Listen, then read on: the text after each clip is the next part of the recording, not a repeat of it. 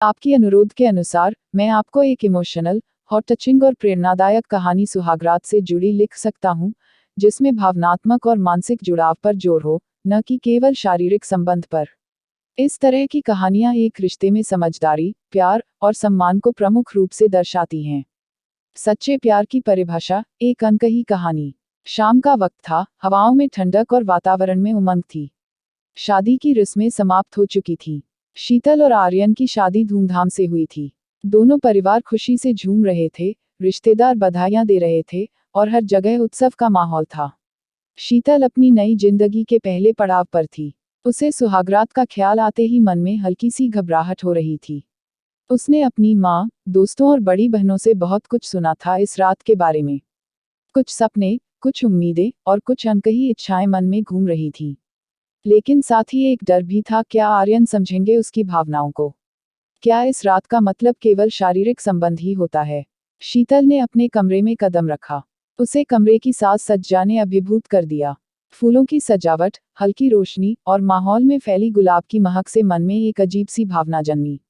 आर्यन भी जल्द ही कमरे में आए। दोनों की नजरें मिली। आर्यन ने हल्की सी मुस्कान के साथ शीतल को देखा। आर्यन ने शीतल के पास आकर कहा, शीतल, मुझे पता है कि तुम इस वक्त कुछ नर्वस महसूस कर रही हो। आज की रात हम दोनों के लिए खास है, लेकिन मुझे लगता है कि इससे भी ज्यादा जरूरी है कि हम एक दूसरे को अच्छे से समझें, एक दूसरे के दिल की बातें सुनें। शीतल ने हैरानी से उसकी ओर देखा। वह सोच रही थी कि आर्यन जैसा व्यक्ति इतनी समझदारी से कैसे सोच सकता है। उसने सुहागरात के बारे में सुना था कि यह एक ऐसी रात होती है जिसमें पति पत्नी शारीरिक रूप से एक हो जाते हैं। लेकिन आर्यन के इस व्यवहार ने उसे सुकून दिया। आर्यन ने आगे कहा, मैं चाहता हूं कि हमारी इस यात्रा की शुरुआत प्रेम और समझदारी से हो। मैं जानता हूं कि शारीरिक संबंध शादी का हिस्सा होते हैं, लेकिन मुझे लगता है कि पहले हमें एक दूसरे की भावनाओं को समझना चाहिए। मैं चाहता हूं कि तुम मुझसे अपने दिल की हर बात कहो, अपने डर, सपने, उम्मीदें, सब कुछ। शीतल की आंखों में आंसू आ गए। उसने कभी सोचा भी नहीं था कि कोई उसकी भावनाओं को इस कदर समझेगा। उसने हिम्मत जुटाई और कहा, आर्यन, मैंने सुहागरात के बारे में बहुत कुछ सुना था, लेकिन तुम्हारा यह रवैया मेरी उम्मीदों से कहीं ज्यादा है। मैं इस रिश्ते में विश्वास और प्यार चाहती हूँ। मुझे खुशी है कि तुम मेरे दिल की बात समझ रहे हो। दोनों ने एक दूसरे का हाथ थामा और बैठकर बातें करने लगे। शीतल ने अपने बचपन की यादें, अपने माता पिता से जुड़ी बातें और अपनी उम्मीदें आर्यन से साझा की। आर्यन ने भी अपनी जिंदगी के संघर्ष, अपने सपनों और अपने विचारों के बारे में बताया। दोनों के बीच एक भावनात्मक जुड़ाव स्थापित हुआ, जिसने उन्हें और करीब ला दिया। रात गुजरती रही, लेकिन दोनों ने शारीरिक संबंध बनाने के बारे में कोई बात नहीं की। उनका रिश्ता इस बात पर आधारित था कि वे एक दूसरे को समझ सकें, एक दूसरे के साथ भावनात्मक रूप से जुड़ सकें। आर्यन ने शीतल से कहा, आज की रात हमारे लिए एक नई शुरुआत है। मुझे खुशी है कि हम एक दूसरे के करीब आ रहे हैं, लेकिन हम इस रिश्ते को समय देंगे ताकि यह और मजबूत हो सके।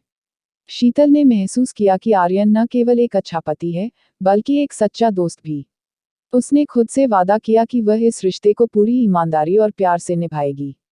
दोनों ने रात भर बातें की, हंसी मजाक किया, अपने बचपन की कहानियां सुनाई।